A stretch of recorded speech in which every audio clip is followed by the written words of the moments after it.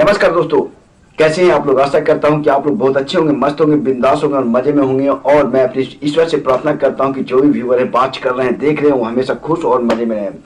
दोस्तों, फंस गए हैं कर्ज के जाल में, तो ये 5 तरीकों से अपना करके आप भी अपने कर्ज से उबर सकते हैं। ये है मनी मंत्र आज का। तो दोस्तों, ऐसा कुछ नहीं है, टोटका उटका नहीं है। आप समझ रहे होंगे कोई टोटका है जिसे आप अपना करके कर्ज से मुक्ति पा सकते हैं।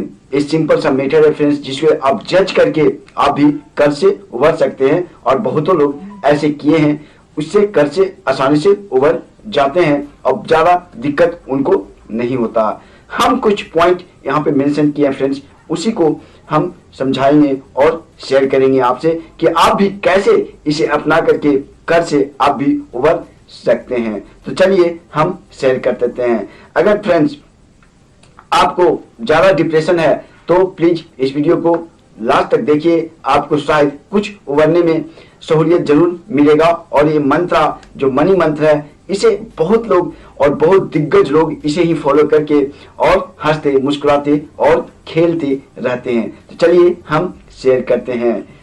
देखिए दोस्तों, कर्ज के जाल में फंस गए तो ये अजमाए 5 तरीके, परेशानी हो जाएगी छू मंतर। जी हाँ, ये कोई जादू टोना नहीं है, लेकिन फ्रेंड्स कुछ स्टेप्स ऐसे होते हैं जो बड़े बड़े दिग्गजों लोग इसे अप्लाई करके वो अपने जीवन में हंसते और मुस्कुराते रहते हैं।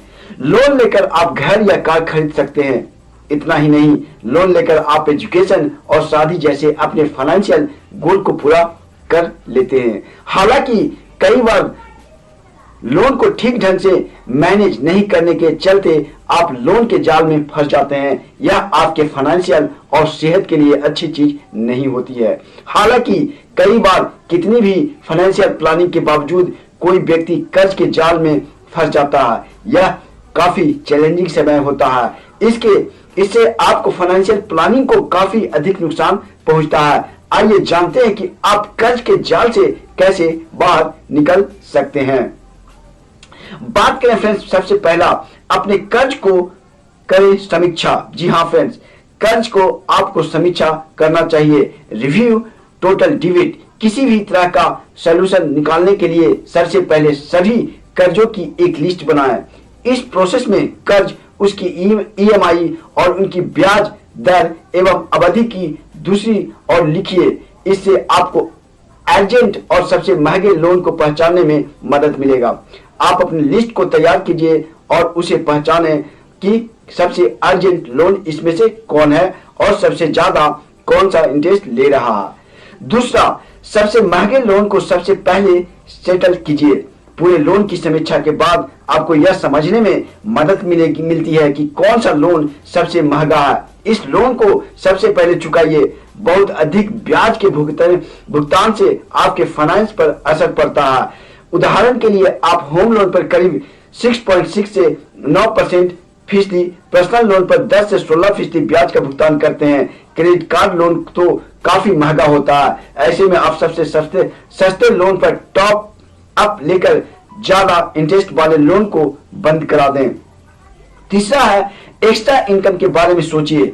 अगर आपका लंबे समय से बढ़िया इंक्रीमेंट नहीं हुआ है तो आप जॉब स्विच करने के बारे में सोच सकते हैं। इसके अलावा आप ऑनलाइन मार्केटिंग या किसी तरह का पार्ट टाइम बिजनेस शुरू कर सकते हैं। अपने इनकम को बढ़ाने के बारे में सोच सकते हैं। इससे आपको कर्ज के जाल से जल्द निपटने में मदद मिल जाएगा। चौथा है प्री पेमेंट के बारे में सोचिए। अगर आपके पास कुछ ऐसा एसेट पड़ा है जिसे लिक्विडेट किया जा सकता है तो इस काम में संकोच मत कीजिए। इस रकम का इस्तेमाल कर्ज चुकाने के लिए कर सकते हैं।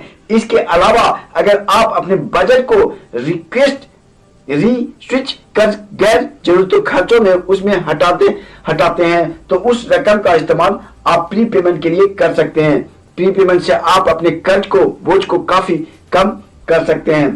पांचवा जो मंत्र है फ्रेंड्स, बहुत ज्यादा लोन से लेने से बचिए। जी हाँ, आपको बता दें फ्रेंड्स कि आपको जरूरत के हिसाब से ही लोन लेना चाहिए। अगर आप पहले ही बहुत कर्ज के बोझ में दबे हैं, आपको एक और लोन लेने से बचना चाहिए। आदर्श तौर पर आपके सभी ईएमआई और क्रेडिट कार्ड का बिल आपके कुल इनकम के 40 से 50% से ज्यादा नहीं होना चाहिए।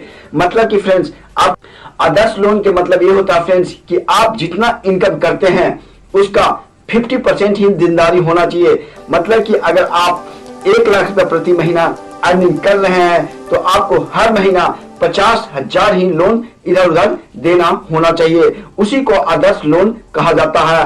अगर आपका इनकम 1 लाख है, आपका देनदारी 2 लाख है, तो एक कभी भी सुटेबल आपके और किसी के हेल्थ के लिए नहीं हो सकता है।